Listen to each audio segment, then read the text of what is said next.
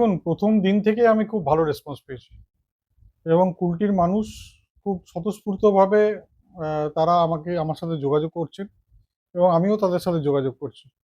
এবং আমি যেটা দেখলাম যে যুব সমাজ বিশেষ করে তার সাথে সাথে সব মানে ক্ষেত্রের মানুষ তারা কিন্তু আমাকে খুব ভালোভাবে নিয়েছেন এবং তারা সকলেই চান যাতে আহ, বিধায়ক হিসেবে তারা এমন একজনকে পান যারা কুলটির জন্য ভাববে, কুলটির উন্নয়নের কথা ভাববে এবং কুলটির যেভাবে বিগত 5 বছরে সেখানে বিধায়ক কিছু করতে পারেননি, তাই আগামী দিনে যাতে কুলটির উন্নয়ন হয় সেই জন্য তারা উম, বিধায়কের পরিবর্তন চাইছে। যিনি এবার দাঁড়িয়েছেন তিনি বলছেন যে বারাবণীতে উন্নয়ন হয়েছে, পাণ্ডবেশ্বরে উন্নয়ন হয়েছে, কুলটির বিধায়ক কোনো উন্নয়ন করেনি, তাই বিধায়ক বদল চাই। খুব ভালো কথা বললেন। আসানসোল কর্পোরেশন টিএমসির, পশ্চিমবাংলায় সরকার ওদের, যখন ওদের সরকার আছে উন্নয়ন কে করবে? আমার তো এমএলএ তহবিলে যে করার ছিল করেছি, বাকি ইসিএল সিএল যা ওদের কাছে নিয়ে কিছুটা করেছি। আমার যত সীমিত ক্ষমতা আছে ক্ষমতা হিসাবে করি, ওদের তো অসীম ক্ষমতা। তারা স্কুল ভেঙে পড়েছে, স্কুল নেই, কলেজ নেই, হসপিটাল নেই, তারা কি উত্তর দেবে মানুষকে? ওদের কাছে কোনো উত্তর নেই। সেরকম ভাবে কিছু হয়নি। কলিয়ারি তো যা একসময় রামনগর কলিয়ারি ছিল, যার এখনো আছে অবশ্য, সেটা কোনো রকমে চলছে।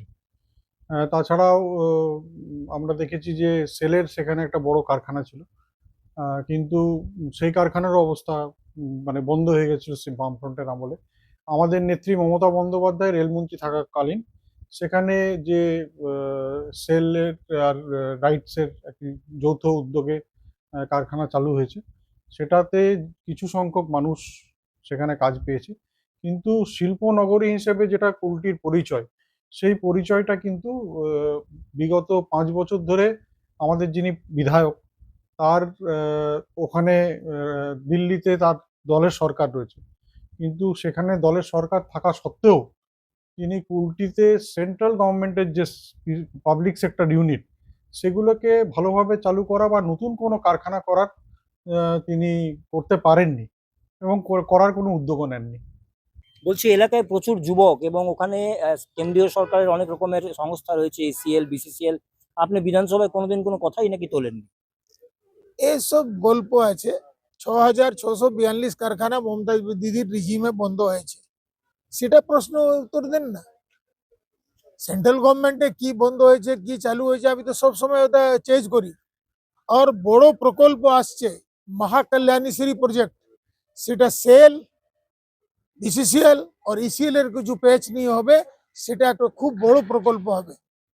কুলটি কারখানায় একটা ফেব্রিকেশন প্লান্ট হবে, যে বার্নপুরে বড় প্লান্ট হচ্ছে তার ফেব্রিকেশন কুলটিতে হবে। আমরা যতটা পেরেছি সেন্ট্রাল গভর্নমেন্ট তাকে করাবো সেটা করেছি।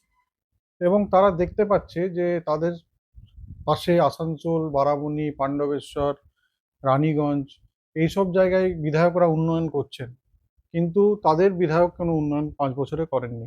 আমি তো অনেক জায়গায় যাচ্ছি, সেখানে মানুষ বলছেন যে আমাদের বিধায়ককে আমরা 5 বছর দেখতেই পাইনি। তো সেই যে ধরনের একজন বিধায়ক যিনি এলাকায় যান না, যিনি কুলটির উন্নয়নের কথা বলেন না, যিনি বিধানসভাতে 5 বছরে একবারও কুলটির জন্য কোনো কথা বলেননি, কুলটির যে আহ, মানুষের চাহিদা বা মানুষের দাবি সেগুলো নিয়ে কোনোদিন বিধানসভায় আমি তাকে বলতে দেখিনি। তাহলে একজন বিধায়ক যে কুলটির উন্নয়নের করেননি, যে কুলটির মানুষের সাথে দেখা করেননি, যে কুলটির এলাকায় ঘোরেননি, তো সেই রকম বিধায়ক থাকা আর না থাকা একই ব্যাপার। এই 10 বছর 15 বছরে পুরো কুলটিতে তারা জল দিতে পারেনি, তারা সুরক্ষা রোড লাইট কিচ্ছু নেই বলে কর্পোরেশন বড় বড় কথা। গ্রাম পঞ্চায়েত হলে তো খুব ভালো হতো, কমপক্ষে প্রধানমন্ত্রী তহবিলে রোড তো হতো। লজ্জা লাগে না বলতে? আমাদের দিকে একটা আঙ্গুল তুলতে, নিজের দিকে 3টা আঙ্গুল আছে। দেখুন, আমরা তো দেখলাম যে ইলেকশন কমিশনকে কিভাবে নক্কারজনকভাবে একটা রাজনৈতিক দল ব্যবহার করলো এবং পশ্চিমবঙ্গে বিশেষ করে আহ, মানে লজিক্যাল ডিসক্রিপেন্সির নামে আহ, মানুষের ভোটার লিস্ট থেকে নাম কিভাবে বাদ দেওয়া হলো। এবং আমাদের নেত্রী মমতা বন্দ্যোপাধ্যায় যেভাবে লড়াই করলেন এবং সুপ্রিম কোর্টে যিনি সলভ করলেন, তাতে সুপ্রিম কোর্ট অনেকটাই রেহাই মানুষকে পেয়েছেন। কারণ এখন দেখছেন যে জাজরা যারা কোর্টের, তারা এই ভেরিফিকেশন করছেন ডকুমেন্ট।